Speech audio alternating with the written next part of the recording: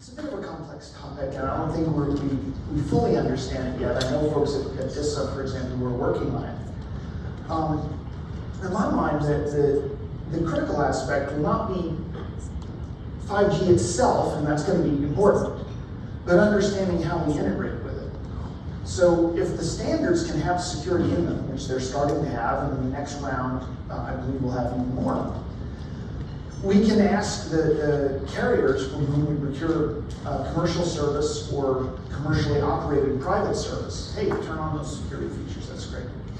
How do we integrate our services, whether it's tactical services or facility services, training services, to ride over that network in such a way that we know what security guarantees the 5G network itself provides to us, and which ones we have to provide as an application service that sits on top.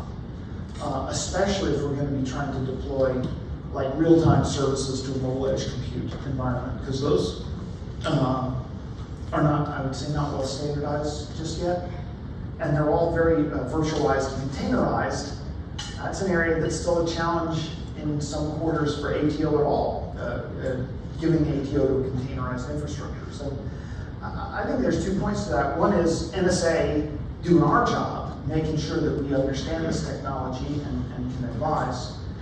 And then that the services, together with folks like NSA and DISA, work out specifications that can be applied in common across the DoD. The last thing we want is for every service, and we have 3 out of 4 represented right here.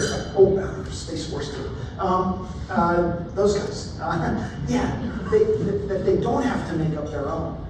That we don't have every AO out there having to try to come up with their own policy.